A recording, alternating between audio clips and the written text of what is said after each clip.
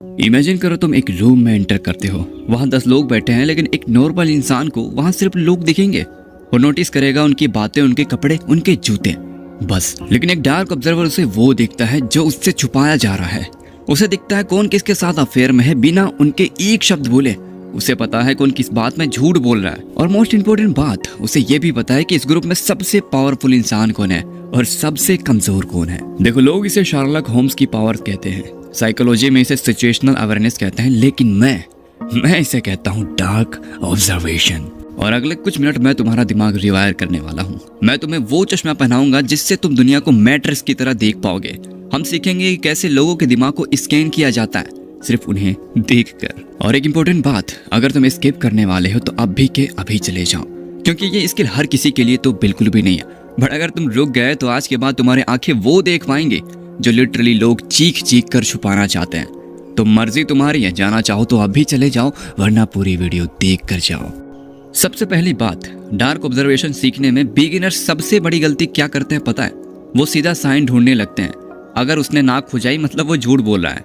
गलत। ये dark observation नहीं है भाई, ये सिर्फ और सिर्फ बेवकूफ़ी है। ऑब्जर्वेशन का रूल नंबर 1 ये है, एस्टेब्लिश द बेस लाइन।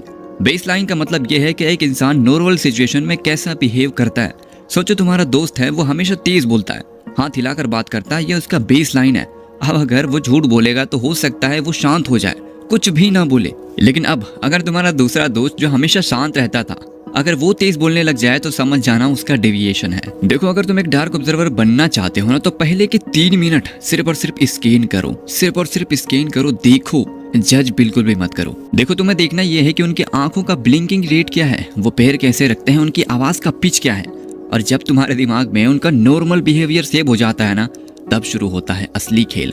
तब हम ढूंढते हैं द ग्लिच। देखो, लोग सोचते हैं फेस सब कुछ बता देता है, लेकिन डार्क साइकोलॉजी कहती है face is the most deceptive part.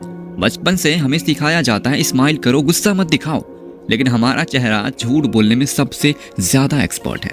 अगर तुम्हें सच जानना है ना, तो उनके नीचे देखो। कहने का मतलब ये कि उनके दोनों पैरों को देखो। मान के चलो कि एक लड़का मुस्कुराकर बात कर रहा है, लेकिन उसके पैर दूर की तरफ पॉइंटेड हैं। इसका मतलब ये हुआ कि उसका दिमाग वहां से भागना चाहता है। देखो, तुम्हें इस चीज को जानना पड़ेगा कि बॉडी लैंग्वेज में ना सबसे ज्यादा ये जो पैर है ना आपके, सबसे होनेस्ट होते हैं, क्योंकि हम उन्हें कंट्रोल करना ही भूल जाते हैं। अब अगली चीज देखो, सेल्फ सूटिंग बिहेवियर्स। जब इंसान अंदर से डरता है या अनकंफर्टेबल फील होता है ना, उसका दिमाग उसे कंफर्ट देना चाहता है। तुम्हें नोटिस करना है, क्या वो अपनी नेक को रब कर रहा है, क्या वो बार बार अपने कपड़े ठीक कर रहा है, या फिर क्या वो अपने टेबल पर रखी चीजों से खेल रहा है। देखो, ये कोई बेचैनी नहीं है, ये उनका दिमाग कह रहा है I am not safe, protect me. एक डार्क ऑब्जर्वर इन छोटी मोमेंट्स को पकड़ता है। जब कोई सवाल पूछा जाए और तुरंत हाथ गर्दन पर चल जाए ना, तब समझ जाना वहाँ कुछ ना कुछ गड़बड़ है। चलो अब तीसरी चीज समझते हैं, micro expression, the flash of truth. कभी ऐसा हुआ है कि किसी ने मजाक किया, तुमने इस्तेमाल किया, लेकिन अंदर से लगा कि ये आदमी मुझे पसंद नहीं करता। देखो, वो तुम्हारी गट फीलिंग नहीं थी, वो तुम्हारे सबकॉन्शियस माइंड ने एक माइक्रो एक्सप्रेशन पकड़ा था। माइक्रो एक्सप्रेशन वो एक्सप्रेशन है जो सिर्फ मिली सेकेंड के लिए आते हैं। रियल इमोशन पहले आता है, लेकिन मास्क बाद में पहन लिया जाता है। और अब सबसे डेंजरस माइक्रो एक्सप्रेशन जो तुम्हें पहचानना आना ही चाहिए, वो है कंटेम्प्ट। भला ये कैसा दिखता है? तो देखो, मुंह का एक कोना हल्का सा ऊपर जाता है, एक झूठे स्माइल की तरह। अगर तुम बात कर रहे हो और सामने वाला ये एक्सप्रेशन देता है, तो समझ जाओ वो तुम्हें अपने से नीचे समझता है। वो तुम्हारी रेस्पेक्ट नहीं करना चाहता। वो चाहे कितने भी मीठे बातें बोल ले, लेकिन वो तुम्हें रेस्पेक्ट नहीं देना चाहता। और मैं तो कहूंगा इस चीज की प्रैक्टिस जरूर से कर लेना अगर तुम एक डार्क ऑब्जर्वर बनना चाहते हो। मैं कहूंगा कि सेलिब्रिटीज के इंटरव्यूज को देखो, जब वो कंट्रोवर्सी में फंसे हुए होते हैं, तब उनकी आईज देखो, उनके हैंड्स देखो, उनके लिप्स देखो, उनके दोनों पैरों को देखो।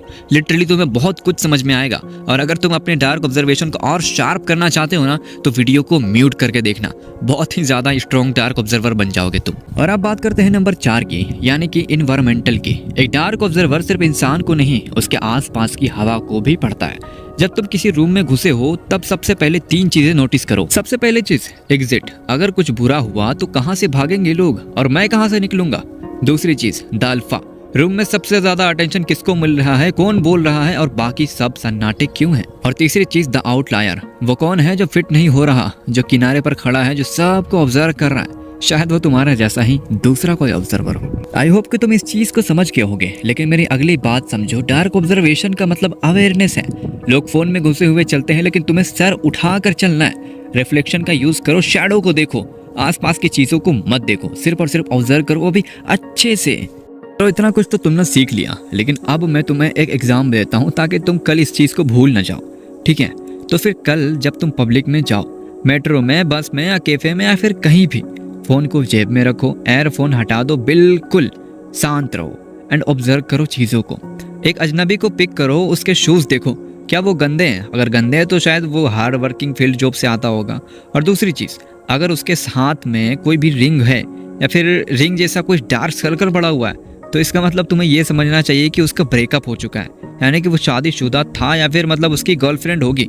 उसकी शॉपिंग बैग देखो, धीरे धीरे तुम्हारा दिमाग डाटा पॉइंट कनेक्ट करने लगेगा। कहने का मतलब ये कि तुम कोशिश करोगे तो शायद पहले तुम गलत होगे, लेकिन फिर जैसे ही तुम कोशिश करने लग जाओगे ना, फिर तुम एक्यूरेट होने लगोगे और एक दिन तुम किसी से मिलोगे और बिना उसके एक शब्द बोले तुम उसकी पूरी की पूरी कुंडली रियलिटी जान पाओगे।